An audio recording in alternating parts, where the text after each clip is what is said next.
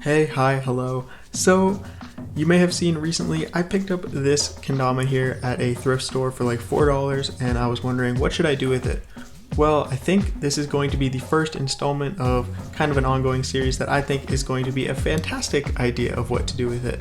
My plan, and it's very fitting because the colors of the tama are green and black, is to make this kind of a Frankenstein dama, Frankenstein's monster experiment guinea pig kind of dama. And basically what that's going to consist of, every time I think of something and one of these videos comes out, it's going to be me trying some kind of modification or trick or something to do with things that people do to their kendamas. So whether it's putting toothpaste on the cups is like the best thing, I'll try it on this. Maybe I find like a recipe for sticky paint, I'll slap it on this, and it'll kind of be an experiment and a fun thing for you guys to see what happens with these different conditions or different things you can do.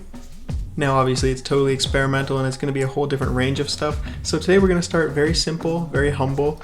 I'm going to be restringing this dama, and that'll actually be the first time I'm going to restring a kendama. It'll be cool for you guys to see how easy is it to follow all these restringing tutorials out there. Is it a daunting task? I don't think so. It should be pretty easy. I've watched a couple tutorials, but yeah, I'm going to string it up with this orange string here, which for a couple reasons. One, I think it's going to look pretty cool, and two, the string is pretty short. Like I stretched it out and it's not very long, so I'm probably not going to use it for any dama that I'm going to play frequently, despite how cool it would look in orange. But this Frankenstein dama is not one that I'm going to play a whole lot. It's more experimental, so it's just the perfect opportunity for me to practice my restringing abilities, show you guys what the restringing process is like, and use up this cool orange string, give this a cool look. It's going to be a fun time. Let's start with the restringing. Actually, maybe the first part of the process we'll do right here because it's a little bit gruesome.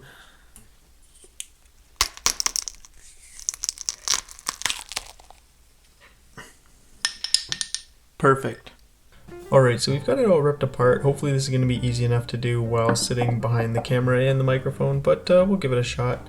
And I was trying to quickly just undo this knot, but I think it'll be faster just to cut it and lose this little length of string. I just cut my fingernails, and maybe that wasn't the smartest idea, but they were tasty, so that's a joke, by the way. Don't eat my fingernails anymore. So we can get that string out of there and pull it out through the serrato, and we'll get it out of here. And now we are out with the old, and we are out with the scissors. So we've got our orange string pack right here, and we've also got one of these also fittingly green string tool helper things if we need that. We've got it there. And let's grab this string out of here, and it comes with a bead as well, even though there was a bead on the other string, but it's fine. String bead. Boom, bead. Put it right in there for safe sitting. Actually, we're going to need to move that because the first step is to get the string through the proper side of the serrato. So for me, being righty, is the cups the same size? No, here's the big cup. So if the big cup is here, and this is the end that goes into the spike, so we want to string with the big cup facing us from the left side. Get in there.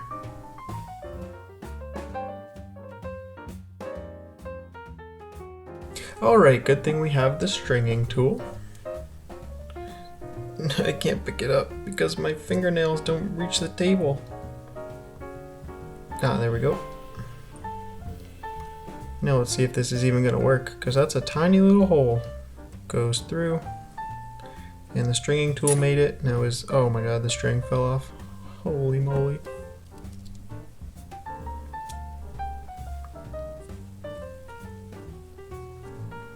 Okay, the stringing tool makes it so that the string doubles up and then it's just way too wide to get through the hole, so we're going to do it the old-fashioned way, which is brute force.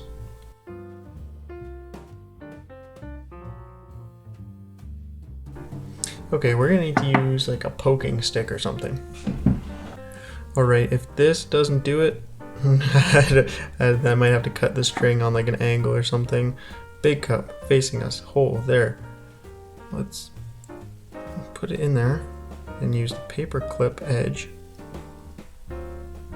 to shove it in there.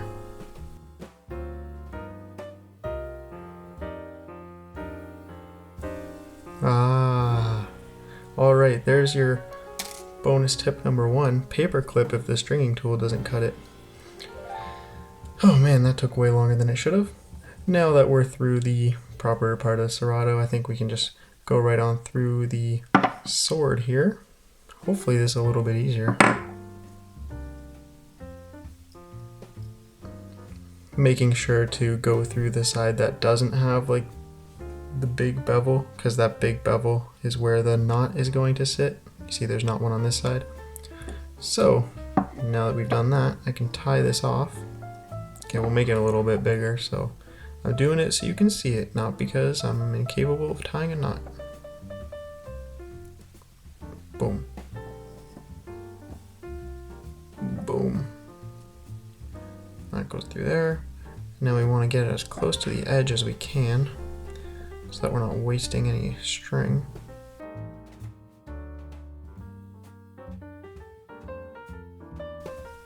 Alright, so I've worked it about as close to the end as I think I'm going to get it. And we can kind of pull it and tighten it off. Boom, kind of a big knot. I don't know how well it's going to sit in that bevel when we try to... Yeah, that could be a problem when we put the thing back on. It's going to bump into that. Maybe we should just do a single knot. Let's do that. Single knot. Oh no, now I have to undo this. Please stand by. Okay, so at least with a single knot, we'll be able to get it nice and close to the edge. Not waste too much string. See, you're learning stuff. Single knot is okay on the inside. Because, I mean, it's getting pinched together by the wood and all that stuff anyway, so. Okay, are we as close to the edge as we can get it? Sure, we're happy with that. Now when we pull it nice and tight, if I cut off that little bit of string hanging off, we should be good. Actually, I might even be able to leave it on there. You can see the string before kind of carved out this little indent because it was like smushed against the wood for so long. So that should be okay. No, but you know, if you're having issues, if you do this, just cut your hanging string, should be fine. Now we are going to do the next part right through the top of the dama. Nice and easy. And now don't forget the bead. The bead is a very important part, so that your string isn't spinning in circles and stuff. I don't even know if this is gonna fit through that hole. Bingo, okay. And now we just need to do another knot. I'll do a double knot on this one because, you know, this end doesn't have anything extra keeping it pinched, like the wood will keep the other knot pinched. So we'll do the best double knot we can. And it also doesn't have to fit anywhere, it kind of just hangs off. You know what I'm saying.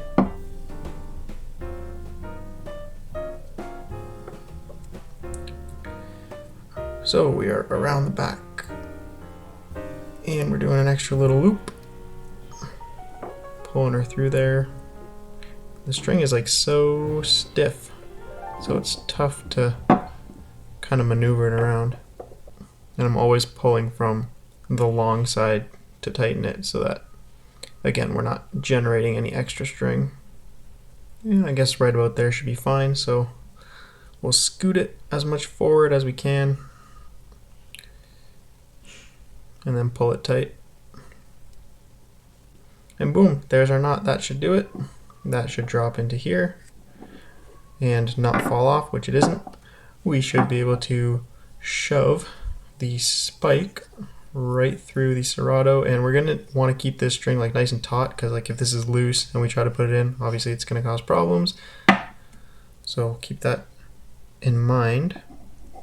I'm not sure how not sure how well you're able to see this there, partner.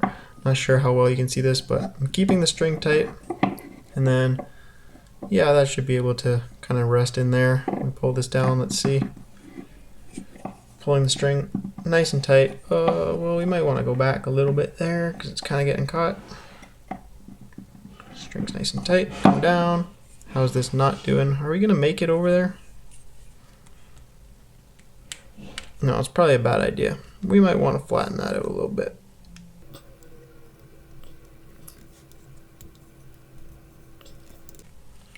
Now we flatten that out a bit, and we should be able to clamp right down on there. And that looks about right. All right, definitely ran into a bit of troubles there, but let's see, what did we end up with? Like a almost 4 fingers on it, but come on, Frank's looking pretty good with that orange on. Anyways, yeah, I was gonna say, ran into a couple little snags, and that's the reality of it. I mean, you watch tutorials, sometimes they make everything look super easy, and then, you know, we end up having to whip out the paper clips to get the job done, but I think it's good for you to see that. And yeah.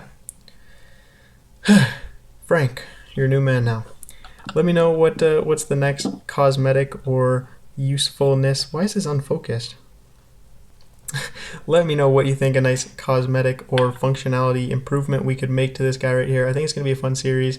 Maybe next week or so we'll do some little tricks to the bevel or to the spike to make it a little bit better, and you'll see those. Stick along for the ride.